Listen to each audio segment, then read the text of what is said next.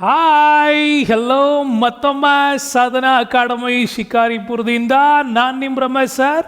ಇವತ್ತು ನಿಮಗೆ ಮೌರ್ಯ ಸಾಮ್ರಾಜ್ಯದ ಆಡಳಿತಗಳ ಬಗ್ಗೆ ಬಹಳ ವಿಸ್ತೃತವಾದ ವಿಡಿಯೋ ನಿಮ್ಮ ಮುಂದೆ ತರ್ತಾ ಇದ್ದೀನಿ. ಈ ಹಿಂದಿನ 2 ವಿಡಿಯೋಗಳ ಲಿಂಕ್ ನಿಮ್ಮ ಡಿಸ್ಕ್ರಿಪ್ಷನ್ಸ್ ಬಾಕ್ಸಲ್ಲಿದೆ. ಅದನ್ನು ನೋಡೋದ್ರ ಮುಖಾಂತರವಾಗಿ ಮೌರ್ಯರ ಆಡಳಿತವನ್ನು ಕಂಪ್ಲೀಟಾಗಿ ತಿಳ್ಕೊಳ್ಳಿ. ಇದುವರೆಗೂ ಯಾರು ನಮ್ಮ ಚಾನಲ್ನ ಸಬ್ಸ್ಕ್ರೈಬ್ ಮಾಡ್ಕೊಂಡಿಲ್ಲ, ಸಾಧನಾ ಅಕಾಡೆಮಿಯನ್ನು ಸಬ್ಸ್ಕ್ರೈಬ್ ಮಾಡ್ಕೊಳ್ಳಿ, ಬಾಳು ಬಂಗಾರ ಮಾಡ್ಕೊಳ್ಳಿ ಅಂತ ಹೇಳ್ತಾ ಮುಂದಿನ ವಿಡಿಯೋಗಳಲ್ಲಿ ಬಹಳ ವಿಶೇಷವಾಗಿ ಕೆಲವೊಂದಿಷ್ಟು ಸರಣಿಗಳನ್ನು ನೀವು ನೋಡಬೇಕು ಅಂತಂದರೆ ಅಂತಹ ಪ್ರಮುಖ ವಿಡಿಯೋ ಸರಣಿಗಳು ನಮ್ಮ ಸ್ಫೂರ್ತಿ ಅಕಾಡೆಮಿನಲ್ಲಿ ಕೂಡ ಸಿಗುತ್ತೆ ಸ್ನೇಹಿತರೆ. ಗವರ್ನರ್ ಜನರಲ್ಗಳ ಬಗ್ಗೆ ಭಾಳ ವಿಸ್ತೃತವಾದ ವಿಡಿಯೋವನ್ನು ನಮ್ಮ ಸ್ಫೂರ್ತಿ ಅಕಾಡೆಮಿಯಲ್ಲಿ ಕೂಡ ಮಾಡಿದ್ದೇನೆ. ಯಾರ್ಯಾರಿಗೆ ಅದನ್ನು ನೋಡಬೇಕು ಅನಿಸುತ್ತೋ ಆಧುನಿಕ ಇತಿಹಾಸದ ಟಾಪಿಕ್ಗಳು ಅಲ್ಲೂ ಕೂಡ ಸಿಗುತ್ತೆ. ದಯವಿಟ್ಟು ಅದನ್ನು ನೋಡಿ ಹಾಗೂ ಸಬ್ಸ್ಕ್ರೈಬ್ ಮಾಡಿ ಅಂತ ಹೇಳ್ತಾ ಮೌರ್ಯರ ಆಡಳಿತಕ್ಕೆ ಬರ್ತಾ ಇದ್ದೀನಿ. ಸ್ನೇಹಿತರೆ, ಮೌರ್ಯರ ಆಡಳಿತವನ್ನು ಬಹಳ ಪ್ರಮುಖವಾಗಿ ಡಿವಿಷನ್ ಮಾಡೋದಾದರೆ ಕೇಂದ್ರಾಡಳಿತ, ಮಂತ್ರಿ ಪರಿಷತ್ನ ವಿಭಾಗಗಳು, ಪ್ರಾಂತ್ಯಾಡಳಿತ, ನ್ಯಾಯಾಡಳಿತ, ಮಿಲಿಟರಿ ಆಡಳಿತ, ಕಂದಾಯ ಆಡಳಿತ, ಗ್ರಾಮ ಮತ್ತು ಪೌರಾಡಳಿತ ಅಂಥೇಳಿ ಇದನ್ನು ವಿಭಾಗ ಮಾಡಲಾಗತ್ತೆ. ಈ ಒಂದು ಮೈಂಡ್ ಮ್ಯಾಪನ್ನು ನಿಮಗೋಸ್ಕರವಾಗಿ ಕೊಟ್ಟಿದ್ದೇನೆ. ಈ ಒಂದು ಚಿತ್ರವನ್ನು ನೀವು ಮೈಂಡ್ ಮ್ಯಾಪ್ ಥರ ಕಟ್ ಮಾಡಿಕೊಂಡು ಸಂಪೂರ್ಣವಾಗಿ ಅದನ್ನು ನೀವು ನೋಡ್ಬೋದು. ಸ್ನೇಹಿತರೆ, ಬರೋಣ ಕೇಂದ್ರಾಡಳಿತದ ವಿಚಾರವಾಗಿ. ಇವರ ಕಾಲದಲ್ಲಿ ಕೇಂದ್ರಾಡಳಿತ ವ್ಯವಸ್ಥೆ ಬಹಳ ಪ್ರಮುಖವಾಗಿ ಒಂದು ರೀತಿಯ ಕೇಂದ್ರೀಕೃತ ಅಧಿಕಾರಗಳನ್ನೇ ಹೊಂದಿತ್ತು. ಮೌರ್ಯರ ದೊರೆಗಳು ರಾಜಪದವಿ ಮತ್ತು ದೈವದತ್ತ ಅಧಿಕಾರಗಳ ನಡುವೆ ಸಂಬಂಧವಿದ್ದರೂ ಕೂಡ ಎಲ್ಲಿಯೂ ಕೂಡ ಅವರು ದೈವ ಮೂಲವನ್ನು ಪ್ರತಿಪಾದನೆ ಮಾಡಿಲ್ಲ. ಅದು ಇವರ ಶ್ರೇಷ್ಠತೆ. ರಾಜ ಅಂದರೆ ದೈವತ್ವದ ಮೂಲಕ್ಕೆ ಹೇಳುವಂಥ ಸಾಮ್ರಾಜ್ಯಗಳೇ ಜಾಸ್ತಿ. ಬಟ್ ಇವರ ಆಡಳಿತದಲ್ಲಿ ರಾಜನನ್ನು ಯಾವುದೇ ದೈವಿ ಮೂಲಕ್ಕೆ ಇವರು ಪ್ರತಿಪಾದನೆ ಮಾಡದೇ ಇರೋದು. ಇನ್ನು ರಾಜ ಸರ್ವಶ್ರೇಷ್ಠ ಅಧಿಕಾರಗಳನ್ನು ಇವ್ರ ಕಾಲದಲ್ಲಿ ಹೊಂದಿದ್ದ. ಎಲ್ಲ ವಿಷಯಗಳ ಮೇಲಿನ ಪರಮಾಧಿಕಾರ ಆತನಿಗೆ ಸೇರಿತ್ತು. ಬಟ್ ಇವನ ಸಹಾಯಕ್ಕಾಗಿ ಮಂತ್ರಿ ಪರಿಷತ್ ಕೂಡ ಇವ್ರ ಕಾಲದಲ್ಲಿ ಇಡಲಾಗಿತ್ತು. ಅರ್ಥಶಾಸ್ತ್ರ ಒಂದು ಕಡೆ, ಕೌಟಿಲ್ಯನ ಅರ್ಥಶಾಸ್ತ್ರದ ಪ್ರಕಾರ ಆಡಳಿತ ಪದ್ಧತಿ ಬಹಳ ಪ್ರಮುಖವಾಗಿ ನಡೀತಾ ಇತ್ತು ಸ್ನೇಹಿತರೆ. ಅದರಲ್ಲಿ ಸಪ್ತಾಂಗ ವ್ಯವಸ್ಥೆ ಅಂತ ಕರಿತೀವಿ. ಏನು ಸಪ್ತಾಂಗ ವ್ಯವಸ್ಥೆ ಅಂದರೆ, ರಾಜ, ಅವನಿಗೆ ಮಂತ್ರಿ ಪರಿಷತ್ತನ್ನು ಅಮಾತ್ಯರು ಅಂತ ಕೂಡ ಕರಿತಾ ಇದ್ವಿ.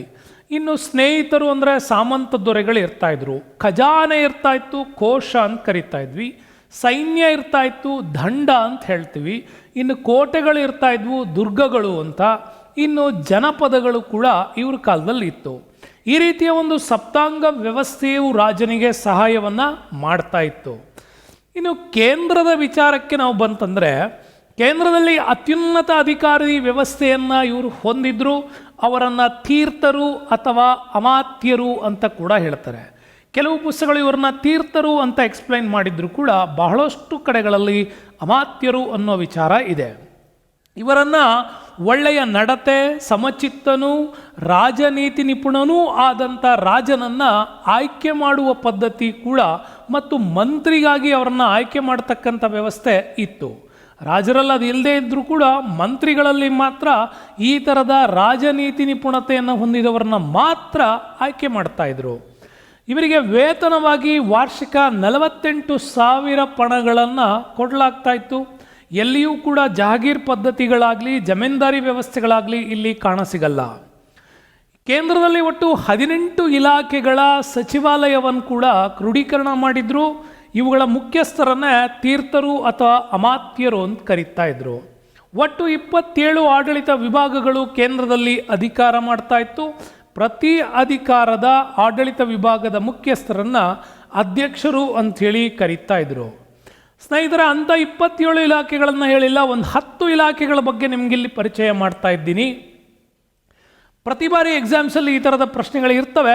ಅಕ್ಷಪಟಾಲಾಧ್ಯಕ್ಷ ಅಂದರೆ ಮುಖ್ಯ ಲೆಕ್ಕಾಧಿಕಾರಿ, ಸೀತಾಧ್ಯಕ್ಷ ಅಂದರೆ ನೆನಪಿರಲಿ ಕೃಷಿ ಅಧೀಕ್ಷಕನಾಗಿರ್ತಾ ಇದ್ದ, ಆಕಾರಾಧ್ಯಕ್ಷ ಅಂದರೆ ಗಣಿ ಮತ್ತು ಲೋಹ, ಲವಣಾಧ್ಯಕ್ಷ ಅಂದರೆ ಉಪ್ಪು, ನವಾಧ್ಯಕ್ಷ ಅಂದರೆ ಬಂದರುಗಳ ನಿರ್ವಹಣೆ ನೋಡ್ಕೊಳ್ಳೋನು, ಪಣ್ಯಾಧ್ಯಕ್ಷ ಅಂದರೆ ವಾಣಿಜ್ಯ ನಿಯಂತ್ರಣ ಮಾಡ್ತಾ ಇದ್ದ, ಶುಲ್ಕಾಧ್ಯಕ್ಷ ಎಂದರೆ ತೆರಿಗೆ ಮತ್ತು ಸುಂಕವನ್ನು ವಸೂಲಿ ಮಾಡೋನು, ಸುರಾಧ್ಯಕ್ಷ ಅಂದರೆ ಅಬಕಾರಿ ಇಲಾಖೆ, ಪೌತಾಧ್ಯಕ್ಷ ಅಂದರೆ ತೂಕ ಮತ್ತು ಅಳತೆ, ಲಕ್ಷಣಾಧ್ಯಕ್ಷ ಅಂದರೆ ಟಂಕಶಾಲೆ.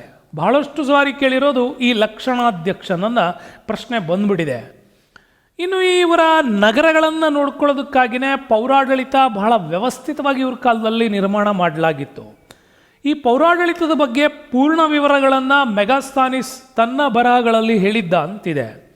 ಒಂದು ನಗರವನ್ನು ನೋಡ್ಕೊಳ್ಳೋದಕ್ಕೆ ಇವರ ಕಾಲದಲ್ಲಿ 30 ಸದಸ್ಯರುಳ್ಳ ಒಂದು ಸಮಿತಿ ಇರ್ತಾ ಇತ್ತು. ಆ 30 ಸದಸ್ಯರುಳ್ಳ ಸಮಿತಿಗಳನ್ನು 6 ಮಂಡಳಿಗಳಾಗಿ ವಿಭಾಗ ಮಾಡಿದರು. ಪ್ರತಿ ಮಂಡಳಿಯಲ್ಲಿ 5 ಜನ, ಹೀಗೆ 5 into 6 ಇದನ್ನು 30 ಮಾಡಲಾಗಿತ್ತು. ನಗರಕ್ಕೊಬ್ಬ ನಗರಾಧ್ಯಕ್ಷ ಇರ್ತಾ ಇದ್ದ. ಅದರಲ್ಲಿ 6 ಮಂಡಳಿಗಳನ್ನು ನೀವು ನೋಡೋದಾದರೆ, ಒಂದು ಕೈಗಾರಿಕಾ ಮಂಡಳಿ ಇರ್ತಾ ಇತ್ತು, ವಿದೇಶಿಯರ ಮಂಡಳಿ ಇರ್ತಾ ಇತ್ತು, ಜನಗಣತಿ ಮಂಡಳಿ ಇರ್ತಾ ಇತ್ತು, ಅಳತೆ ಮತ್ತು ತೂಕ ಮಂಡಳಿ, ಸಿದ್ಧವಸ್ತುಗಳ ಮಂಡಳಿ, ತೆರಿಗೆ ಮಂಡಳಿ ಅಂತ ಕರಿತೀವಿ. ಒಟ್ಟು 6 ಮಂಡಳಿಗಳು, 5 ಜನ ಸದಸ್ಯರು ಇದರ ನಿರ್ವಹಣೆಯನ್ನು ನೋಡ್ಕೊಂಡು ಹೋಗ್ತಾ ಇದ್ರು. ಇನ್ನು ನಗರದ ಮುಖ್ಯಸ್ಥ ಏನು ನಗರಾಧ್ಯಕ್ಷ ಬರ್ತಾನೆ, ಅವನ ಸಹಾಯಕ್ಕೆ ಸ್ಥಾನಿಕ ಮತ್ತು ಗೋಪ ಅಂತಕ್ಕಂಥ 2 ಅಧಿಕಾರಿಗಳು ಇರ್ತಾ ಇದ್ರು. ಸ್ನೇಹಿತರೆ ನೆನಪಿರಲಿ, ಜನಗಣತಿಯನ್ನು ಆರಂಭಿಸಿದ ಪ್ರಪಂಚದ 2ನೇ ರಾಷ್ಟ್ರ ಅಂದರೆ ನಮ್ಮದೇ ಅಂತ ಹೇಳ್ಬೋದು. ಕಾರಣ ಅಂದರೆ ಪ್ರಾಚೀನ ಕ್ರಿಸ್ತಪೂರ್ವದ ಕಾಲದಲ್ಲೇ 6ನೇ ಶತಮಾನದ ಪ್ರಾರಂಭದಲ್ಲೇ ನಾವು ನೋಡ್ಬೋದು. ಕ್ರಿಸ್ತಪೂರ್ವ 6ನೇ ಶತಮಾನದಲ್ಲಿ ಮೊದಲನೇದಾಗಿ ರೋಮನ್ ಸಾಮ್ರಾಜ್ಯದ ಸೆರ್ವಿಯನ್ ಮೊದಲ ಜನಗಣತಿಯನ್ನು ನಡೆಸಿದ್ದ ಅಂತ ಹೇಳುತ್ತೆ. ಅದಾದ ಮೇಲೆ ಚಂದ್ರಗುಪ್ತನ ಕಾಲದಲ್ಲಿ ಚಾಣಕ್ಯನೇ ಈ ರೀತಿಯಾದಂಥ ಜನಗಣತಿಯನ್ನು ನಡೆಸಿದಂತಹ ವ್ಯಕ್ತಿ ಅಂತ ಹೇಳಲಾಗತ್ತೆ. ಇನ್ನು ಸರ್ಕಾರದ ಅಭಿವೃದ್ಧಿ ಯೋಜನೆಗಳಿಗೆ ಈ ಥರದ ಸಹಕಾರಿ ವ್ಯವಸ್ಥೆಗಳನ್ನು ರೂಢಿಸಬೇಕು ಅಂದರೆ ಈ ಜನಗಣತಿ ಅಗತ್ಯ ಅಂತೇಳಿ ಕೌಟಿಲ್ಯ ಎಕ್ಸ್ಪ್ಲೈನ್ ಮಾಡ್ತಾನೆ. ಇನ್ನು ಸೇನಾಡಳಿತಕ್ಕೆ ನಾವು ಬಂತಂದರೆ, ಮೌರ್ಯರು ದಕ್ಷವಾದ ಸುಸಜ್ಜಿತವಾದಂಥ ಸೇನೆಯನ್ನೇ ಹೊಂದಿದ್ರು. ಅವರ ಈ ಒಂದು ಸೇನಾ ವ್ಯವಸ್ಥೆಯ ಬಗ್ಗೆ ಬಹಳಷ್ಟು ಕಡೆಗಳಲ್ಲಿ ಆಧಾರಗಳಿದೆ. ಅದರಲ್ಲಿ ಪ್ಲೀನಿ ತನ್ನ ನ್ಯಾಚುರಲ್ ಹಿಸ್ಟ್ರಿನಲ್ಲಿ, ಅಂದರೆ ಲ್ಯಾಟಿನ್ ಭಾಷೆನಲ್ಲಿ ಬರೆದಿರ್ತಕ್ಕಂಥ ಈ ಕೃತಿಯಲ್ಲಿ ಎಕ್ಸ್ಪ್ಲೈನ್ ಏನು ಹೇಳುತ್ತೆ, ಚಂದ್ರಗುಪ್ತನ ಬಳಿ 6 ಲಕ್ಷ ಪದಾತಿ ದಳ ಇತ್ತು, 30,000 ಅಶ್ವಪಡೆಗಳಿದ್ವು, 8,000 ರಥಗಳಿತ್ತು, 9,000 ಗಜಪಡೆಗಳಿತ್ತು ಅಂತೇಳಿ ವಿವರಣೆ ಮಾಡ್ತಾರೆ. ಇನ್ನು ಪ್ಲುಟಾರ್ಕ್ ಕೂಡ ಅಷ್ಟೇ, ಚಂದ್ರಗುಪ್ತ ಅಖಂಡ ಭಾರತವನ್ನು ಗೆಲ್ಲೋದಕ್ಕಾಗಿ ಕಾರಣವಾಗಿದ್ದೇ ಅವನ ಬೃಹತ್ ಸೇನೆ ಅಂತೇಳಿ ಪ್ಲುಟಾರ್ಕ್ ಕೂಡ ವಿವರಣೆ ಮಾಡ್ತಾನೆ. ಈ ರೀತಿಯ ಸೇನಾಡಳಿತದ ಬಗ್ಗೆ ಅವರ ಕಾಲದಲ್ಲಿ ವಿವರಗಳು ಇದ್ದಾವೆ. ಆದರೆ ಇಡೀ ಮೌರ್ಯರ ಕಾಲದ ಸೇನೆ ಸೇನಾಧಿಪತಿಯ ಹತೋಟಿಯಲ್ಲಿರ್ತಾ ಇತ್ತು. ಆ ಸೇನೆಗೆ ಸಂಬಂಧಪಟ್ಟಂಥ 4 ವರ್ಗಗಳಿದ್ವು. ವೆರಿ ಇಂಪಾರ್ಟೆಂಟ್, ಇದನ್ನು ತಿಳ್ಕೊಳ್ಳಿ. 4 ಕ್ಯಾಟಗರಿಯ ಸೈನಿಕರು ಇರ್ತಾ ಇದ್ರು. ಒಂದು ಮೌಲ ಅಂತ ಕರಿತೀವಿ. ಮೌಲ ಅಂದರೆ ಇವರು ವಂಶಪಾರಂಪರ್ಯ ಸೈನಿಕ ವ್ಯವಸ್ಥೆಯನ್ನು ನೀಡ್ತಕ್ಕಂಥವ್ರು. ಇವರು ಮೌರ್ಯ ಸಾಮ್ರಾಜ್ಯಕ್ಕೆ ತಮ್ಮ ವಂಶಪಾರಂಪರ್ಯ ಕೊಡುಗೆಯನ್ನು ಕೊಡೋರು ಮೌಲ ಸೈನಿಕರು ಅಂತ. ಬಿತ್ರಕರು ಅಂತ ಬರುತ್ತೆ. ಬಿತ್ತಕರು ಅಂತಂದರೆ ಬಾಡಿಗೆ ಸೈನಿಕರು. ಇವರು ಯುದ್ಧದ ಸಂದರ್ಭದಲ್ಲಿ ಮಾತ್ರ ಇವರನ್ನು ಬಳಸ್ಕೊಳ್ಳೋದು, ಪುನಃ ಮತ್ತೆ ಅವ್ರನ್ನ ಇತರ ಕಾರ್ಯಗಳಿಗೆ ಕಳಿಸುವಂಥದ್ದು. ಅಟವಿವಲ ಅಂತ ಕರಿತೀವಿ. ಅಟವಿವಲ ಅಂತಂದರೆ ಕಾಡಿನ ಜನಾಂಗದಿಂದನೂ ಕೂಡ ಸೈನಿಕರನ್ನ ರೆಡಿ ಮಾಡಿ ಕರೆಸ್ಕೊಳ್ಳಾಗ್ತಾ ಇತ್ತು. ಇವರನ್ನು ಅಟವಿವಲ ಅಂತ ಕರಿತೀವಿ. ಇನ್ನು ಮಿತ್ರವಲ ಅಂತ, ಸಾಮಂತ ಸೈನಿಕರುಗಳು ಕೂಡ, ಮಿತ್ರರಾಜರುಗಳು ಕೂಡ ಸೈನಿಕರನ್ನು ಸಪ್ಲೈ ಮಾಡ್ತಾ ಇದ್ರು. ಇವರನ್ನು ಮಿತ್ರವಲ ಅಂತ ಕರಿತೀವಿ. ಈ ರೀತಿಯ 4 ರೀತಿಯ ಸೈನಿಕರಿದ್ದರೂ ಕೂಡ 4 ರೀತಿಯ ಪಡೆಗಳಿತ್ತು. ಒಂದು ಕಾಲ್ದಳ, ಅಶ್ವದಳ, ಗಜದಳ, ರಥದಳ. ನೆನಪಿರಲಿ, ಕಾಲ್ದಳ, ಅಶ್ವದಳ, ಗಜದಳ, ರಥದಳ ಇತ್ತು. ಸೇನಾಧಿಪತಿಗೂ ಕೂಡ ಇಲ್ಲಿ ಏನು ಮಾಡ್ತಾ ಇದ್ರು ಅಂದರೆ, ಸೈನಿಕರಿಗೂ ಸೇನಾಧಿಪತಿಗೂ ಹಣದ ರೂಪದಲ್ಲಿ ವೇತನಗಳನ್ನು ಕೊಡ್ತಾ ಇದ್ರು. ಈ ಒಂದು ಸಿಸ್ಟಮ್ಯಾಟಿಕ್ ಆದಂಥ ಸೇನಾ ವ್ಯವಸ್ಥೆಯ ಬಗ್ಗೆ ಮೆಗಾಸ್ಥಾನಿಸ್ ಕೂಡ ತನ್ನ ಹೇಳಿಕೆಗಳನ್ನು ಕೊಡ್ತಾನೆ. ಸೇನಾಡಳಿತದ ಮೇಲ್ವಿಚಾರಣೆ 30 ಸದಸ್ಯರಿದ್ದ ಒಂದು ಪ್ರತ್ಯೇಕ ಯುದ್ಧ ಕಚೇರಿ ಇವ್ರ ಕಾಲದಲ್ಲಿ ಇತ್ತು ಅಂತ. ಒಂದು ಡಿಫೆನ್ಸ್ ಮಿನಿಸ್ಟ್ರಿ ಕೂಡ ಇವ್ರ ಕಾಲದಲ್ಲಿ ಇತ್ತು ಅಂತ ಹೇಳ್ತಾನೆ. ಅದರಲ್ಲಿ 30 ಜನರ ಸದಸ್ಯರು ಈ ಒಟ್ಟು ಮೇಲ್ವಿಚಾರಣೆಯನ್ನು ಮಾಡ್ತಾ ಇದ್ರು. 5 ಜನರಿರ್ತಕ್ಕಂಥ 6 ಮಂಡಳಿಗಳು. ಇವನು ಹೇಳ್ತಾನೆ 6 × 5 30 ಈ ರೀತಿಯಲ್ಲಿ ಇಡ್ತು. ಆ 6 ಡಿಪಾರ್ಟ್ಮೆಂಟ್ಗಳು ಅಂದರೆ ಕಾಲ್ದಳ, ಅಶ್ವದಳ, ಗ್ರತದಳ, ಗಜದಳ, ಇವು 4 ಎಲ್ಲ ಕಡೆ ಹೇಳ್ತಾರೆ. ಮೆಗಾಸ್ತಾನಿಸ್ ಮಾತ್ರ ನೌಕಾ ಮಂಡಳಿ ಕೂಡ ಇತ್ತು, ನೇವಲ್ ಡಿಪಾರ್ಟ್ಮೆಂಟ್ ಕೂಡ ಇವ್ರ ಕಾಲದಲ್ಲಿತ್ತು. ಆ್ಯಂಡ್ ಟ್ರಾನ್ಸ್ಪೋರ್ಟ್ ಆ್ಯಂಡ್ ಕಮ್ಯುನಿಕೇಷನ್, ಸಾರಿಗೆ ಮತ್ತು ಸಂಪರ್ಕ ಮಂಡಳಿ ಕೂಡ ಇವ್ರ ಕಾಲದಲ್ಲಿ ಯುದ್ಧಕ್ಕಾಗಿ ಬಳಸಲಾಗ್ತಾ ಇತ್ತು ಅನ್ನೋದು ಕೂಡ ಸೇನಾ ವ್ಯವಸ್ಥೆಯ ಬಗ್ಗೆ ಮೆಗಾಸ್ತಾನಿಸ್ ನೀಡಿರುವಂಥ ಹೇಳಿಕೆ. ಇನ್ನು ಮೌರ್ಯರ ಆಡಳಿತದಲ್ಲಿ ಗೂಢಾಚಾರ ಪದ್ಧತಿ ಕೂಡ ವೆರಿ ಇಂಪಾರ್ಟೆಂಟ್. ಗೂಢಾಚಾರ ಪದ್ಧತಿ ಬಗ್ಗೆ ಪೂರ್ಣವಾದ ವಿವರಣೆಗಳನ್ನು ಕೊಟ್ಟಿರೋ ವ್ಯಕ್ತಿ ಅಂದರೆ ಸ್ಟ್ರಾಬೋ ಸ್ನೇಹಿತರೆ. ಈ ಸ್ಟ್ರಾಬೋ ಕೊಟ್ಟಿರ್ತಕ್ಕಂಥ ವಿವರಣೆಯಲ್ಲಿ 2 ಮಾದರಿಯ ಗುದ ಪುರುಷರು ಅಥವಾ ಗುಡ್ಡ ಪುರುಷರು ಅಂತೇಳಿ ಆತ ಹೇಳಿದ್ದಾನೆ. ಇವ್ರು ಏನು ಮಾಡ್ತಾ ಇದ್ರು, ರಾಜನಿಗೆ ಗೂಢಾಚಾರದ ಮಾಹಿತಿಯನ್ನು ತಂದುಕೊಡ್ತಾ ಇದ್ರು. ಒಂದು ಕಡೆ ಸಂಚಾರ ಮತ್ತು ಸ್ಥಿರ ಸಮಸ್ತಃ ಅಂತ ಕೂಡ ಇದೆ.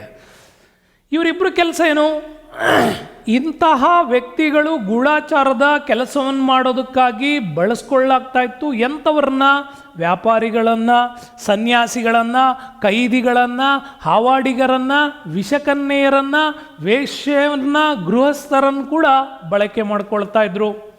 ಬಳಕೆ ಮಾಡ್ಕೊಳ್ಳೋ ಉದ್ದೇಶ ಅಧಿಕಾರಿಗಳನ್ನು, ಮಂತ್ರಿಗಳನ್ನು, ಪ್ರಜೆಗಳ ಅಭಿಪ್ರಾಯಗಳನ್ನು, ವಿದೇಶಿ ದೊರೆಗಳ ರಹಸ್ಯ ಮಾಹಿತಿಗಳನ್ನು ಸಂಗ್ರಹಿಸಿ ರಾಜನಿಗೆ ಸಲ್ಲಿಸೋದಕ್ಕೋಸ್ಕರವಾಗಿ ಈ ಒಂದು ಕಂಪ್ಲೀಟ್ ಪ್ಯಾಕೇಜ್ ಗೂಢಾಚಾರಿ ಸಿಸ್ಟಮ್ಸ್ ಇವ್ರ ಕಾಲದಲ್ಲಿ ಇತ್ತು ಸ್ನೇಹಿತರೆ. ಇನ್ನಿವರ ಕಾಲದ ನ್ಯಾಯಾಂಗ ಆಡಳಿತಕ್ಕೆ ಬರೋಣ. ರಾಜನೇ ಸರ್ವೋಚ್ಚ ಮುಖ್ಯಸ್ಥನಾಗಿರ್ತಾ ಇದ್ದ. ನಗರಗಳಲ್ಲಿ ವ್ಯಾವಹಾರಿಕ ಮಹಾಮಾತ್ರರು ಅಂತ ಕರಿತೀವಿ, ಧರ್ಮ ಮಹಾಮಾತ್ರರು ಅಂತಲೂ ಕೂಡ ಕರೀತಾರೆ. ನಗರಗಳಲ್ಲಿ ವ್ಯಾವಹಾರಿಕ ಮಹಾಮಾತ್ರ ಇದರ ಮುಖ್ಯಸ್ಥ ಆಗಿರ್ತಾ ಇದ್ದ. ಪ್ರಾಂತ್ಯಗಳಲ್ಲಿ ಜನಪದ ಸಂಧಿಗಳು, ದ್ರೋಣಮುಖ ಸಂಗ್ರಹ ಅಂತಕ್ಕಂಥ 2 ರೀತಿಯ ನ್ಯಾಯಾಲಯಗಳನ್ನು ಇವರು ಮೇಂಟೈನ್ ಮಾಡ್ತಾ ಇದ್ರು. ಇನ್ನು ಗ್ರಾಮಗಳಿಗೆ ಬಂತಂದರೆ ಪ್ರಾದೇಶಿಕರು, ರಾಜಕುರುಗಳು ಅಂತ ಕೂಡ ಕರಿತೀವಿ, ಅಥವಾ ರಜ್ಜುಕರು ಅಂತಲೂ ಕೂಡ ಕರೀತಾರೆ. ಇವರು ಇಲ್ಲಿ ನ್ಯಾಯ ತೀರ್ಮಾನ ಮಾಡ್ತಾ ಇದ್ರು. ಹಾಗಾಗಿ ನೆನ್ಪಿಟ್ಕೊಳ್ಳಿ ಸ್ನೇಹಿತರೆ, ಸುಪ್ರೀಂ ಕೋರ್ಟ್ ವ್ಯವಸ್ಥೆ ಬಂದರೆ ರಾಜ ಇರ್ತಾ ಇದ್ದ, ನಗರಗಳಿಗೆ ಬಂದರೆ ವ್ಯಾವಹಾರಿಕ ಮಹಾಮಾತ್ರ ಇರ್ತಾ ಇದ್ರು, ಪ್ರಾಂತ್ಯಗಳಲ್ಲಿ ಜನಪದ ಸಂಧಿ ಸಿವಿಲ್ ಕೋರ್ಟ್ ಇರ್ತಾಯಿತ್ತು, ದ್ರೋಣಮುಖ ಸಂಗ್ರಹ ಕ್ರಿಮಿನಲ್ ಕೋರ್ಟ್ ಇರ್ತಾಯಿತ್ತು. ಇನ್ನು ಗ್ರಾಮಗಳಲ್ಲಿ ಪ್ರಾದೇಶಿಕರು ಅಥವಾ ರಜುಕರು ಅಂತೇನು ಕರಿತೀವಿ, ಇವರು ತೀರ್ಮಾನ ಮಾಡ್ತಾಯಿದ್ರು. ಈ ರೀತಿ ಕೆಳಮಟ್ಟದಿಂದ ಹಿಡಿದುಬಿಟ್ಟು ಮೇಲ್ಮಟ್ಟದವರೆಗೆ ನ್ಯಾಯಾಂಗದ ವ್ಯವಸ್ಥೆ ಇತ್ತು. ಕೌಟಿಲ್ಯನ ಸೂಚನೆಯಲ್ಲಿ 2 ರೀತಿಯ ನ್ಯಾಯಾಲಯ ವ್ಯವಸ್ಥೆ ಹೇಳ್ತಾನೆ ಇವನು. ಧರ್ಮಸ್ಥೇಯ ನ್ಯಾಯಾಲಯಗಳು ಅಂದರೆ ಸಿವಿಲ್ ನ್ಯಾಯಾಲಯ ಇತ್ತು. ಕಂಟಕ ಶೋಧಕ ಅಂತ ಕರಿತೀವಿ, ಅದನ್ನು ಕ್ರಿಮಿನಲ್ ನ್ಯಾಯಾಲಯ ಅಂತ ಕರಿತೀವಿ. ಇದು ಕೌಟಿಲ್ಯ ಹೇಳಿರ್ತಕ್ಕಂಥ ಎಕ್ಸ್ಪ್ಲನೇಷನ್ಸ್. 4 ರೀತಿಯ ಕಾನೂನುಗಳನ್ನು ಆತ ಹೇಳ್ತಾ ಬರ್ತಾ. ಒಂದು ಧರ್ಮದ ಮೇಲಿನ ಕಾನೂನುಗಳು, ಇವುಗಳನ್ನು ಪವಿತ್ರ ಕಾನೂನು ಅಂತೇಳಿ ಬಳಸಿಕೆ ಮಾಡ್ತಾಯಿದ್ರು. ಇನ್ನು ವ್ಯವಹಾರದ ಕಾನೂನುಗಳು ಅಂತ ಇರ್ತಾಯಿದ್ರು, ಬಳಕೆಯ ಕಾನೂನುಗಳು ಅಂತ ಕರಿತೀವಿ. ಚರಿತಂ ಅಂತ ಕರಿತೀವಿ, ರೂಢಿಗಳು ಮತ್ತು ನಿದರ್ಶನಗಳಿಗೆ ಸಂಬಂಧಪಟ್ಟ ಕಾನೂನುಗಳು. ಇನ್ನು ರಾಜಶಾಸನಗಳು ಅಂತ ಕರಿತಾ ಇದ್ರು, ಅದು ರಾಜನ ಘೋಷಣೆಗಳಾಗಿರ್ತಾ ಇತ್ತು. ಈ ರೀತಿ 4 ಕ್ಯಾಟಗರಿಯ ಕಾನೂನು ವ್ಯವಸ್ಥೆಗಳನ್ನು ಮೇಂಟೈನ್ ಮಾಡ್ತಾ ಇದ್ರು. ಪ್ರಾದೇಶಿಕರೇ ಪ್ರಮುಖ ಆರಕ್ಷಕರು ಕೂಡ ಆಗಿದ್ರು. ಇನ್ನು ಉತ್ತಮ ತನಿಖೆ ಮತ್ತು ಕಠಿಣವಾದ ಶಿಕ್ಷೆಗಳು ಕೂಡ ನೀಡಲಾಗ್ತಾ ಇತ್ತು ಅಂತ ಹೇಳ್ತಾರೆ. ಇನ್ನು ಕಂದಾಯದ ಆಡಳಿತಕ್ಕೆ ಬರೋಣ. ಭೂಕಂದಾಯ ಇವರ ಪ್ರಮುಖವಾಗಿರ್ತಕ್ಕಂಥ ಕಂದಾಯದ ಮೂಲ. ನೆನ್ಪಿಟ್ಕೊಳ್ಳಿ, ಪ್ರತಿ ಭಾರತದ ಎಲ್ಲ ರಾಜ್ಯ ವ್ಯವಸ್ಥೆಗಳಲ್ಲೂ ಭೂಕಂದಾಯ ಮೇನ್ ಸೋರ್ಸ್ ಕೂಡ ಆಗಿದೆ. ಆದರೆ ಇವರ ಕಾಲದಲ್ಲಿ ಭೂಕಂದಾಯದ ಒಂದು ಸೆಂಟ್ರಲ್ ಡಿಪಾರ್ಟ್ಮೆಂಟ್ನ ವಿಚಾರದಲ್ಲಿ ನೋಡೋದಾದರೆ ಸನ್ನಿದಾತ ಅನ್ನೋ ಒಂದು ಪೋಸ್ಟ್ ಇತ್ತು. ಈ ಸನ್ನಿದಾತ ಏನು ಮಾಡ್ತಾ ಇದ್ದ, ಈತ ರಾಜನ ಖಜಾನೆ, ನಗದು, ವಸ್ತು ರೂಪದಲ್ಲಿ ರಾಜ್ಯದ ಆದಾಯ ಸಂಗ್ರಹಣೆಯ ಕೆಲಸ ಈ ಸನ್ನಿದಾತ ಮಾಡಬೇಕು. ಸಮಹರ್ತ ಅಂತ ಮತ್ತೊಬ್ಬ ಅಧಿಕಾರಿ. ನೆನ್ಪಿಟ್ಕೊಳ್ಳಿ, ಸಮಹರ್ತನ ಕೆಲಸ ಏನು, ಕಂದಾಯದ ವಸೂಲಿಯ ಜವಾಬ್ದಾರಿ ಕೂಡ ಇವನಿಗೆ ಇರ್ತಾ ಇತ್ತು. ಜೊತೆಗೆ ಇವನಿಗೆ ಹೆಲ್ಪ್ ಆಗಿ ಅಕ್ಷಪಟಾಲಾಧ್ಯಕ್ಷ ಅಂತ, ನೆನ್ಪಿಟ್ಕೊಳ್ಳಿ, ಈ ಅಕ್ಷಪಟಾಲಾಧ್ಯಕ್ಷ ಸಮಹರ್ತನಿಗೆ ಸಪೋರ್ಟಿವ್ ಆಗಿ ಆದಾಯ ಮತ್ತು ಖರ್ಚುಗಳನ್ನು ನೋಡ್ಕೊಳ್ತಿದ್ದ, ಮೇಂಟೈನ್ ಮಾಡ್ತಾ ಇದ್ದ. ಇನ್ನು ಭೂಕಂದಾಯ ಬಂದರೆ 1/6 ಸಾಮಾನ್ಯ ದಿನಗಳಲ್ಲಾದರೆ, ಯುದ್ಧದ ಸಂದರ್ಭಗಳಲ್ಲಿ 1/4 ಹಾಕ್ತಾಯಿದ್ರು. ಹೆಚ್ಚಿನ ಖರ್ಚುಗಳನ್ನು ಇದರಲ್ಲಿ ಮೇಂಟೈನ್ ಮಾಡ್ತಾಯಿದ್ರು. ವಸ್ತುಗಳ ಮೇಲಿನ ತೆರಿಗೆ ಈ ಒಂದು ಮೌರ್ಯ ಸಾಮ್ರಾಜ್ಯದ ಎರಡನೇ ಮುಖ್ಯ ಆದಾಯದ ಮೂಲ ಅಂತ ಕೂಡ ಹೇಳ್ತೀವಿ. ಈ ಥರ ಒಂದು ಶಾರ್ಟ್ಕಟ್ ಲೀಸ್ಟಲ್ಲಿ ಕಂದಾಯದ ಬಗ್ಗೆ ತಿಳ್ಕೊಳ್ಳೋದ್ರ ಜೊತೆಗೆ ಕಂದಾಯ ಎರಡು ರೂಪದಲ್ಲಿ ಕಲೆಕ್ಟ್ ಮಾಡ್ತಾಯಿದ್ರು. ಒಂದು ಹಣದ ರೂಪದಲ್ಲಿ ಅಥವಾ ಧಾನ್ಯಗಳ ರೂಪದಲ್ಲಿ ಕೂಡ ಕೊಡ್ಬೋದಾಗಿತ್ತು. ಆದರೆ ಸ್ನೇಹಿತರೆ, ಅಶೋಕನ ಕಾಲದ ಪ್ರಶಸ್ತಿ ಶಾಸನ ರುಮೆಂಡೈ ಶಾಸನದಲ್ಲಿ ಮಾತ್ರ ಕಂದಾಯದಲ್ಲಿ ಎರಡು ಪ್ರಕಾರ ಅಂತ ಹೇಳ್ತಾನೆ.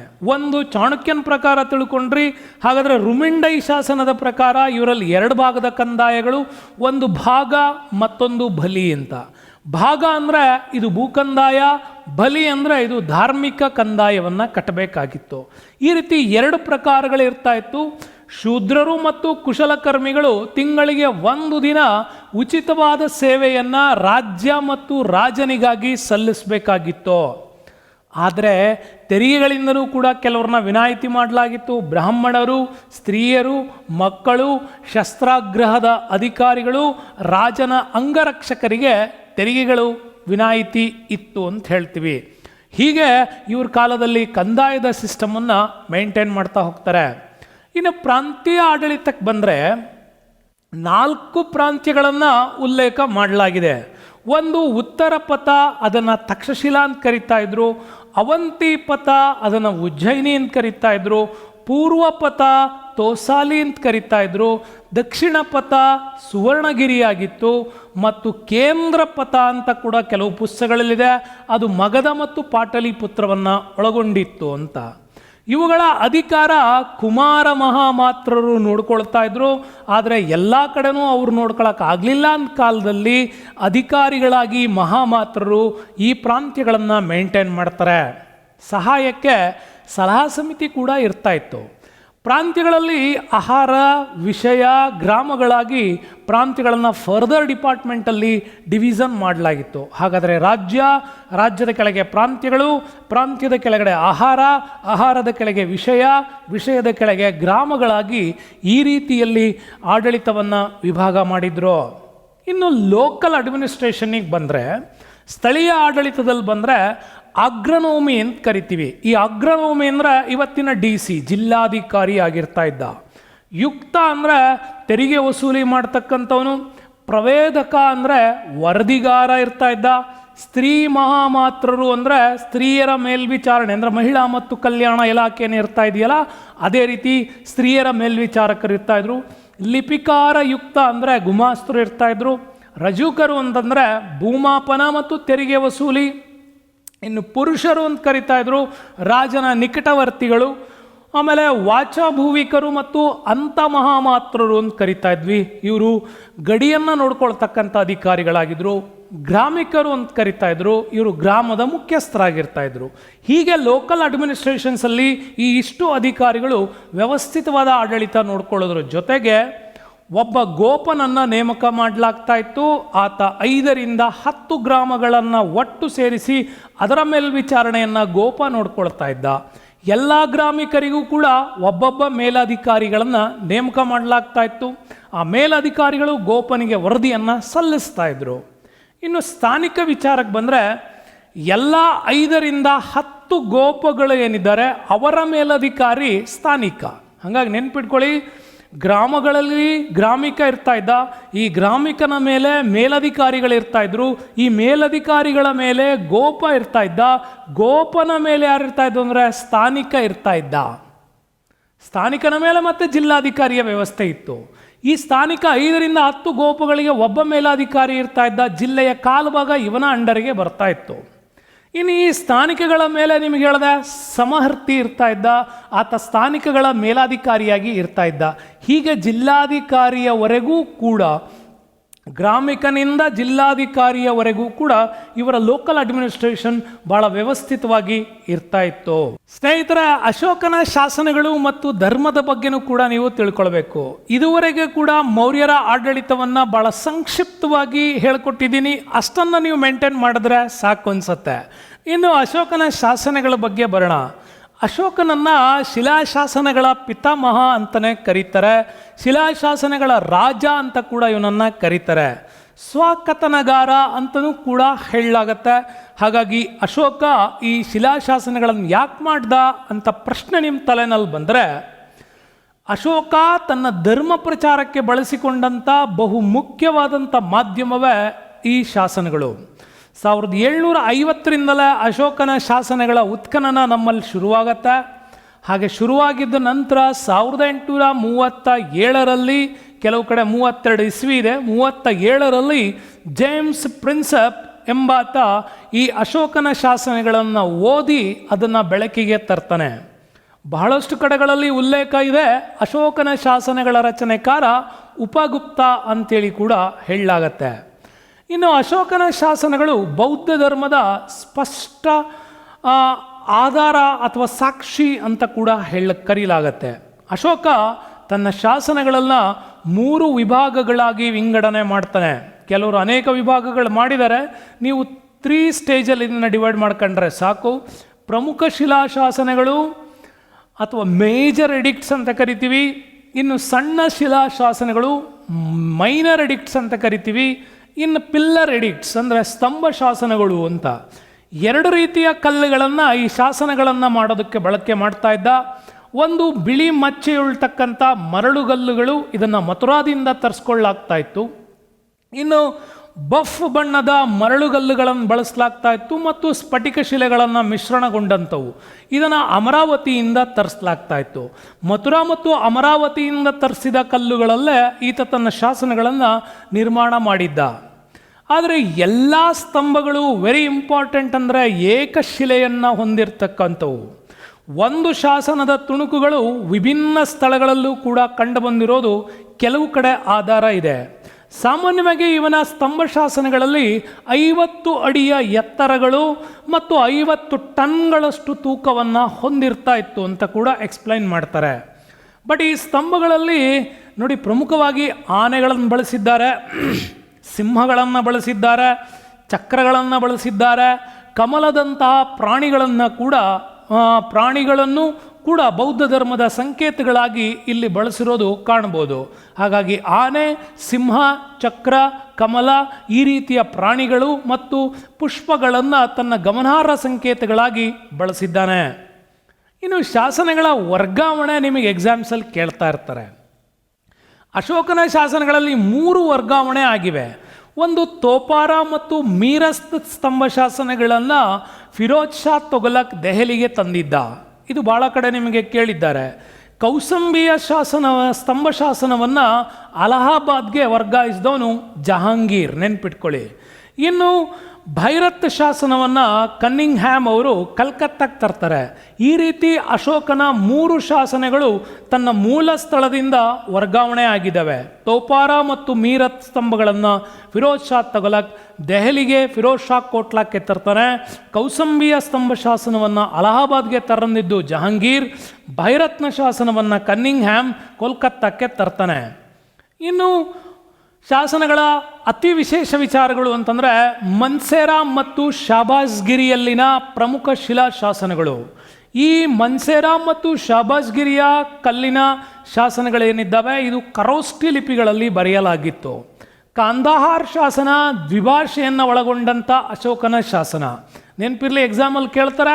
ಕಾಂದಹಾರ್ನ ಶಾಸನವು ಅಶೋಕನ ದ್ವಿಭಾಷೆಯನ್ನು ಒಳಗೊಂಡಿರೋ ಶಾಸನ. ಅದರಲ್ಲಿ ಗ್ರೀಕ್ ಮತ್ತು ಅರಾಮಿಕ್ ಭಾಷೆಯನ್ನು ಬಳಸಲಾಗಿತ್ತು ಅಂತ. ಅಶೋಕನ ಶಾಸನಗಳಲ್ಲಿ ಹೆಚ್ಚಿನವು ಬ್ರಾಹ್ಮಿ ಲಿಪಿಯಿಂದ ಬರೆಯಲ್ಪಟ್ಟಂತಹ ಶಾಸನಗಳೇ ಇದ್ದಾವೆ. ಕಾಂದಹಾರ್ನ ಶಾಸನ ಹೊರತುಪಡಿಸಿದರೆ ಅಶೋಕ ತನ್ನೆಲ್ಲ ಶಾಸನಗಳಲ್ಲಿ ಹೆಚ್ಚಾಗಿ ಬಳಸಿದ್ದು ಪ್ರಾಕೃತ ಅಂತ. ಹಾಗಾಗಿ ಲಂಪಾಕದಲ್ಲಿ ದೊರೆತಂಥ ಶಾಸನದ ತುಣುಕು ಸ್ಥಿತಿಯಲ್ಲಿ ಕಂಡುಬಂದರೆ ಈ ಶಾಸನದಲ್ಲಿ ಅರಾಮಿಕ್ ಭಾಷೆ ಕೂಡ ಕಂಡುಬಂತು. ಹೀಗಾಗಿ ಅಶೋಕನ ಶಾಸನಗಳಲ್ಲಿ ಖರೋಷ್ಠಿ ಲಿಪಿಗಳಿದ್ವು, ಗ್ರೀಕ್ ಮತ್ತು ಅರಾಮಿಕ್ಗಳಿದ್ವು, ಪ್ರಾಕೃತ ಇತ್ತು, ಬ್ರಾಹ್ಮಿ ಲಿಪಿಯ ಮೂಲ ಭಾಷೆಗಳನ್ನು ಕೂಡ ಬಳಸಿದ್ರು. ಇನ್ನು ಅಲಹಾಬಾದ್ ಸ್ತಂಭ ಶಾಸನ ಏನಿದೆ ಇದು ಸಮುದ್ರಗುಪ್ತನ ಬಗ್ಗೆ ವಿವರಣೆಯನ್ನು ಮಾಡುತ್ತೆ. ಜೊತೆಗೆ ಜಹಾಂಗೀರ್ ಕೂಡ ಇದರ ಪಕ್ಕದಲ್ಲಿ ಶಾಸನಗಳನ್ನು ತಂದು ಇಟ್ಬಿಟ್ಟ. ಇನ್ನು ಅಶೋಕನು ಕೂಡ ಸಾಮಾನ್ಯವಾಗಿ ದೇವನಾಂಪ್ರಿಯ ಪ್ರಿಯದರ್ಶಿ ಎಂಬ ಶೀರ್ಷಿಕೆಯಿಂದ ಇದನ್ನು ಉಲ್ಲೇಖ ಮಾಡಿರ್ತಕ್ಕಂಥವಿದ್ದಾವೆ. 2 ಶಾಸನಗಳನ್ನು ಮಾತ್ರ ಸ್ಮರಣಾರ್ಥ ಸ್ತಂಭ ಶಾಸನಗಳು ಅಂತ ಕರೀತಾರೆ. ಸ್ಮರಣಾರ್ಥ ಶಾಸನಗಳೆಲ್ಲಿದ್ದಾವೆ? ಒಂದು ರುಮೆಂಡೈನಲ್ಲಿ, ಇನ್ನೊಂದು ನೀಲಿ ಸಾಗರ್ ಅಥವಾ ನಿಗ್ಲಿ ಸಾಗರ್ ಅಂತ ಕೂಡ ಇವೆರಡು ನೇಪಾಳದಲ್ಲಿ ಕಂಡುಬರುವಂತಹ ಶಾಸನಗಳು. ಇನ್ನು ಪ್ರಮುಖ ಶಾಸನಗಳ ಬಗ್ಗೆ ಒಂದು ಲಿಸ್ಟ್ ನೀವು ನೆನಪಿಟ್ಕೊಳ್ಳೇಬೇಕು. ಶಾಬಾಜ್ಗಿರಿ ಕಾಶ್ಮೀರದಲ್ಲಿದೆ, ಮನ್ಸೇರಾ ಪಂಜಾಬಲ್ಲಿದೆ, ಗಿರ್ನಾರ್ ಮಧ್ಯಪ್ರದೇಶದಲ್ಲಿದೆ, ಸೋಪಾರ ಮತ್ತು ತಾನೆ ಮಹಾರಾಷ್ಟ್ರ, ಕಾಲ್ಸಿ ಡೆಹ್ರಾಡೂನ್ನಲ್ಲಿ, ಧೌಲಿ ಮತ್ತು ಕಳಿಂಗ ಶಾಸನಗಳು ಒರಿಸ್ಸಾದಲ್ಲಿ, ಎರ್ರಗುಡಿ ಆಂಧ್ರ ಪ್ರದೇಶದಲ್ಲಿ, ಹಜಾರಾ ಕಾತೆವಾಡದಲ್ಲಿ, ಪೇಶಾವರ್ ಪಾಕಿಸ್ತಾನದಲ್ಲಿ, ಚೌಗಡ ಕೂಡ ನಮಗೆ ದೊರೆತೇ ಇರತಕ್ಕಂಥ ಪ್ರಮುಖವಾದಂಥ ಶಾಸನ. ಇನ್ನು ಕರ್ನಾಟಕದಲ್ಲಿ ದೊರೆತ ಶಾಸನಗಳ ವಿಚಾರ ವೆರಿ ಇಂಪಾರ್ಟೆಂಟ್. ಎಕ್ಸಾಮ್ಸಲ್ಲಿ ಕರ್ನಾಟಕದಲ್ಲಿ ದೊರೆತಂಥ ಪ್ರಮುಖ ಶಾಸನಗಳ ಲಿಪಿಕಾರ ಚಪ್ಪಡ ಅಂತ ನೆನ್ಪಿಟ್ಕೊಳ್ಳಿ. ಅಶೋಕನ ಎಲ್ಲ ಶಾಸನಗಳನ್ನು ಉಪಗುಪ್ತ ಬರೆದ್ರೆ ಕರ್ನಾಟಕದ ಶಾಸನಗಳ ಲಿಪಿಕಾರ ಚಪ್ಪಡ ಅಂತ ಕರಿತೀವಿ. ಚಿತ್ರದುರ್ಗ ಜಿಲ್ಲೆಯ ಬ್ರಹ್ಮಗಿರಿ, ಸಿದ್ದಾಪುರ ಮತ್ತು ಜಟಿಂಗರಾಮೇಶ್ವರಗಳಲ್ಲಿ, ರಾಯಚೂರು ಜಿಲ್ಲೆಯ ಮಸ್ಕಿಯಲ್ಲಿ, ಕೊಪ್ಪಳ ಜಿಲ್ಲೆಯ ಗವಿಮಠ ಪಾಲ್ಕಿಗುಂಡುಗಳಲ್ಲಿ, ಕಲಬುರಗಿಯ ಸನ್ನತಿಯಲ್ಲಿ, ಬಳ್ಳಾರಿಯ ನಿಟ್ಟೂರು ಮತ್ತು ಉದಯಗೊಳ್ಳಂನಲ್ಲಿ ಎಲ್ಲ ಶಾಸನಗಳು ಕೂಡ ಸಿಕ್ಕಿದ್ದಾವೆ. ಮೌರ್ಯ ಕಾಲದ ಬ್ರಾಹ್ಮಿ ಲಿಪಿಯಲ್ಲಿ ಪ್ರಾಕೃತ ಭಾಷೆಯನ್ನು ಇವು ಬಳಕೆ ಮಾಡಿದ್ವು ಅಂತ. ಇನ್ನು ಅಶೋಕನ ಶಾಸನಗಳಲ್ಲಿ ರಾಣಿ ಶಾಸನದ ಬಗ್ಗೆ ಕೂಡ ವಿವರಣೆ ಇದೆ. ಅದನ್ನು ಕ್ವೀನ್ ಎಡಿಕ್ಟ್ಸ್ ಅಂತ ಕೂಡ ಕರೀತಾರೆ. 4 ಸಣ್ಣ ಸ್ತಂಭ ಶಾಸನಗಳಲ್ಲಿ ಒಂದನ್ನು ರಾಣಿ ಶಾಸನ ಅಂತೇಳಿ ಕರೆಯಲಾಗತ್ತೆ. ಎಲ್ಲಿದೆ? ಅಲಹಾಬಾದ್ನಲ್ಲಿದೆ. ಜಹಾಂಗೀರ್ ಅದನ್ನು ಟ್ರಾನ್ಸ್ಫರ್ ಮಾಡಿದ್ದು ಕೂಡ ನೀವು ನೆನ್ಪಿಟ್ಕೊಂಡಿದ್ದೀರಿ. ಇಂಥ ಕ್ವೀನ್ ಎಡಿಕ್ಟ್ಸಲ್ಲಿ ಅಶೋಕನ ಪತ್ನಿ ಕಾರುವಾಕಿ ಬಗ್ಗೆ ಉಲ್ಲೇಖ ಇದೆ. ಜೊತೆಗೆ ತ್ರಿಸಕ್ಷಿತ ಅಂತ ಕೂಡ ಕರಿತೀವಿ. ಈ ತ್ರಿಸಕ್ಷಿತ ಅನ್ನುವಂಥ ಪದ ಕೂಡ ಇಲ್ಲಿ ಸಮರ್ಪಣೆ ಮಾಡೋ ವಿಚಾರವಾಗಿ ಬಳಕೆ ಮಾಡಿದ್ದಾರೆ. ಈ ಶಾಸನದಲ್ಲಿ ಅವನ ಮಗ ತಿವಾರನ ಬಗ್ಗೆ ಕಂಡುಬರುತ್ತೆ. ಈ ತಿವಾರನನ್ನೇ ತೀಶ್ಯ ಅಂತ ಕೂಡ ಎಕ್ಸ್ಪ್ಲೈನ್ ಮಾಡ್ತಾರೆ. ಹಾಗಾಗಿ ಅಶೋಕನ ಕಾಲದ ಒಂದು ಕ್ವೀನ್ ಎಡಿಕ್ಟ್ ಶಾಸನ ಯಾವುದು ಅಂದರೆ ಕಾರುವಾಕಿಯ ಬಗ್ಗೆ ಉಲ್ಲೇಖ ಮಾಡಿರೋ ಅಲಹಾಬಾದ್ನ ಶಾಸನ ಕೂಡ ಹೌದು. ಆಂಧ್ರ ಪ್ರದೇಶದ ಅಮರಾವತಿಯಲ್ಲಿ ದೊರೆತಂಥ ಅತಿ ಶ್ರೇಷ್ಠವಾದ ಚಿತ್ರ ಇದು ಅಶೋಕನ ಧಾರ್ಮಿಕ ನೀತಿಯನ್ನು ವಿವರಣೆ ಮಾಡ್ತಕ್ಕಂಥ ಶಾಸನವೂ ಆಗಿದೆ. ಸ್ನೇಹಿತರೆ, ಅಶೋಕನ ಧಾರ್ಮಿಕ ನೀತಿ ವೆರಿ ಇಂಪಾರ್ಟೆಂಟ್ ಆಗತ್ತೆ. ಸಾರ್ವಜನಿಕ ಕಲ್ಯಾಣ ನೀತಿಗಳಿಗಾಗಿ ಅವನನ್ನು ಪ್ರಾಚೀನ ಭಾರತದ ಶ್ರೇಷ್ಠ ರಾಜರಲ್ಲಿ ಒಬ್ಬ ಅಂತೇಳಿ ಪರಿಗಣಿಸ್ತಾರೆ. ಅಶೋಕನ ಧಾರ್ಮಿಕ ನೀತಿಯನ್ನು ಅಶೋಕನ ಧಮ್ಮ ನೀತಿ ಅಥವಾ ಅಂತೇಳಿ ಅದನ್ನು ಬುದ್ಧಿಜೀವಿಗಳು ಚರ್ಚಿಸ್ತಾರೆ. ಧಮ್ಮ ಅನ್ನುವ ಪದ ಈ ಧರ್ಮ ಅಂತಕ್ಕಂಥ ಸಂಸ್ಕೃತ ಪದದ ಪ್ರಾಕೃತ ರೂಪ ಅಂಥೇಳಿ ಭಾಳಷ್ಟು ಕಡೆ ಉಲ್ಲೇಖಗಳಿದೆ. ಅಶೋಕ ಇದರ ವಿವರಣೆಯನ್ನು ಕೊಡ್ತಾನೆ. ಸಾಮಾಜಿಕ ನಡವಳಿಕೆ ಮತ್ತು ಚಟುವಟಿಕೆಗಳು ಸಾಮಾನ್ಯೀಕೃತ ಮಾನದಂಡಗಳಿಗೆ ಸಂಬಂಧಿಸಿದ ನೀತಿಗಳೇ ಧರ್ಮ ಅಂತಾನೆ. ನೋಡಿ ಎಷ್ಟು ಚೆನ್ನಾಗಿ ಧರ್ಮದ ಬಗ್ಗೆ ಅಶೋಕನ ಉಲ್ಲೇಖ ಅಂದರೆ, ಡೈಲಿ ಆ್ಯಕ್ಟಿವಿಟೀಸ್ ಏನಿದೆ, ನಮ್ಮ ಸಾಮಾಜಿಕ ನಡವಳಿಕೆಗಳು ಮತ್ತು ಇಲ್ಲಿನ ಚಟುವಟಿಕೆಗಳೇನಿದ್ದಾವೆ ಅವುಗಳಲ್ಲಿ ಸಾಮಾನ್ಯೀಕೃತವಾದಂಥ ಒಂದು ಮಾನದಂಡಗಳನ್ನು ತಿದ್ದುವ ನೀತಿಗಳೇನಿದ್ದಾವೆ ಅವುಗಳನ್ನೇ ಧರ್ಮ ಅಂತ ಹೇಳೋದು. DR ಭಂಡಾರ್ಕರ್ ಕೂಡ ಒಂದು ವಿವರಣೆ ಕೊಡ್ತಾರೆ. ಅಶೋಕ ಒಬ್ಬ ಶ್ರೇಷ್ಠ ಬೌದ್ಧ ಧರ್ಮೀಯ ಮತ್ತು ಅವನ ಧಮ್ಮದ ನೀತಿಯು ಏನಿದೆ ವಾಸ್ತವವಾಗಿ ಗೌತಮ ಬುದ್ಧರಿಂದ ಬೋಧಿಸಲ್ಪಟ್ಟ ಮೂಲ ಬೌದ್ಧ ಧರ್ಮದ ರೂಪನೇ ಅಶೋಕನ ಧಾರ್ಮಿಕ ನೀತಿ ಅಂತ ಹೇಳೋದು. ರಾಧಾ ಕುಮುದ್ ಮುಖರ್ಜಿ ಅವರ ವಿವರಣೆ ವೆರಿ ಇಂಪಾರ್ಟೆಂಟ್ ಆಗತ್ತಿಲ್ಲಿ. ಅಶೋಕನ ವೈಯಕ್ತಿಕ ಧರ್ಮದ ಮಟ್ಟಿಗೆ ಹೇಳೋದಾದರೆ ಆತನದ್ದು ಅತ್ಯುನ್ನತ ಬೌದ್ಧ ಧರ್ಮದ ಪರಿಗಣನೆ ಅಂತೇಳಿ ಹೇಳ್ತಾರೆ. ಆ ರೀತಿಯಲ್ಲಿ ಬೌದ್ಧ ಧರ್ಮವನ್ನು ಸೂತ್ರೀಕರಣ ಮಾಡಿರೋದೇ ರಾಧಾ ಕುಮುದ್ ಮುಖರ್ಜಿ ಅವರು. ಅಶೋಕ ತನ್ನ ಶಾಸನಗಳ ಮೂಲಕ ತನ್ನ ಧಮ್ಮ ನೀತಿಯನ್ನು ವಿವರಣೆ ಮಾಡ್ತಾನೆ. ಧಮ್ಮ ಮೀನ್ಸ್ ಹೇಳಿದೆ ನಿಮಗೆ ಸಂಸ್ಕೃತದ ಪ್ರಾಕೃತ ರೂಪ ಧರ್ಮ. ಈ ಶಾಸನಗಳಲ್ಲಿ ಧರ್ಮದ ಬಗ್ಗೆ ಅವನ ಅಭಿಪ್ರಾಯಗಳು ಬಹಳಷ್ಟು ರೀತಿಯಲ್ಲಿ ತನ್ನ ಸೂಚನೆಗಳನ್ನು ಕೆತ್ತಿಸೋದ್ರ ಮೂಲಕ ತನ್ನ ಪ್ರಜೆಗಳೊಂದಿಗೆ ನೇರವಾಗಿ ಸಂವಹನಕ್ಕೆ ಆತ ಶಾಸನಗಳನ್ನು ಬಳಸ್ತಾ ಬಂದ. ಧರ್ಮದ ಮುಖಾಂತರ ಪ್ರಜೆಗಳನ್ನು ತಿದ್ದಬಹುದು ಅನ್ನೋಂಥ ಅವನ ನೀತಿ, ಅವನ ಧರ್ಮ ನೀತಿಯ ಸಂಕೀರ್ಣ ಸಮಾಜವು ಎದುರಿಸುತ್ತಾ ಇರತಕ್ಕಂಥ ಕೆಲವು ಸಮಸ್ಯೆಗಳನ್ನು, ಉದ್ವಿಗ್ನತೆಗಳನ್ನು, ಅವುಗಳನ್ನು ಪರಿಹಾರ ಮಾಡುವಲ್ಲಿ ಧರ್ಮ ಎಷ್ಟು ಶ್ರದ್ಧೆಯನ್ನು ವಹಿಸುತ್ತೆ ಅನ್ನೋದನ್ನು ಬಹಳ ನೀಟಾಗಿ ಎಕ್ಸ್ಪ್ಲೈನ್ ಮಾಡ್ತಾನೆ ಅದರಲ್ಲಿ. ಹಾಗಾಗಿ ಅಶೋಕ ತನ್ನ ವೈಯಕ್ತಿಕ ಜೀವನದಲ್ಲಿ ಬೌದ್ಧ ಧರ್ಮವನ್ನು ಅಳವಡಿಸಿಕೊಂಡು ತಾನೂ ಕೂಡ ಇದರಂತೆ ಸರಳವಾದ ಜೀವನ ನಡೆಸಬೇಕು ಅಂದ್ಕೊಂಡ. ಆದರೆ ಯಾವತ್ತೂ ಕೂಡ ಅಶೋಕ ಬೌದ್ಧ ಧರ್ಮವನ್ನು ಪ್ರಜೆಗಳ ಮೇಲೆ ಹೇರಲೇ ಇಲ್ಲ. ನೆನ್ಪಿಟ್ಕೊಳ್ಳಿ, ಅವನು ಯಾವತ್ತೂ ಕೂಡ ಬೌದ್ಧ ಧರ್ಮವನ್ನು ಪ್ರಜೆಗಳ ಮೇಲೆ ರಾಜನಾಗಿ ಹೇರಬಹುದಾಗಿತ್ತು. ಆತ ಎಲ್ಲೂ ಕೂಡ ಬೌದ್ಧ ಧರ್ಮವನ್ನು ಹೇರಲಿಲ್ಲ. ಬಟ್ ಅದನ್ನು ಪ್ರಚಾರ ಮಾಡೋದಂತೂ ಮಾತ್ರ ಬಿಡಲಿಲ್ಲ ಅಂತ. ಇನ್ನು ಅಶೋಕನ 14 ಶಾಸನಗಳ ಸಂಪೂರ್ಣ ವಿವರಣೆಯನ್ನು ಮುಂದಿನ ವಿಡಿಯೋದಲ್ಲಿ ನಿಮಗೋಸ್ಕರ ತರ್ತೀನಿ ಸ್ನೇಹಿತರೆ. ಇಲ್ಲಿವರೆಗೂ ಅತ್ಯುತ್ತಮವಾಗಿ ಮೌರ್ಯರ ಆಡಳಿತ ಮತ್ತು ಶಾಸನಗಳ ಮೂಲ ಪರಿಚಯ ಮಾಡ್ಕೊಂಡಿದ್ದೀರಾ. ಮುಂದಿನ ವಿಡಿಯೋದಲ್ಲಿ ಅಶೋಕನ 14 ಶಾಸನಗಳು ಮತ್ತು ಕಲೆ ವಾಸ್ತುಶಿಲ್ಪ ಅವನತಿಯ ಬಗ್ಗೆ ವಿಡಿಯೋ ಬರುತ್ತೆ. ಅಲ್ಲಿಯವರೆಗೂ ಧನ್ಯವಾದಗಳು. See you bye.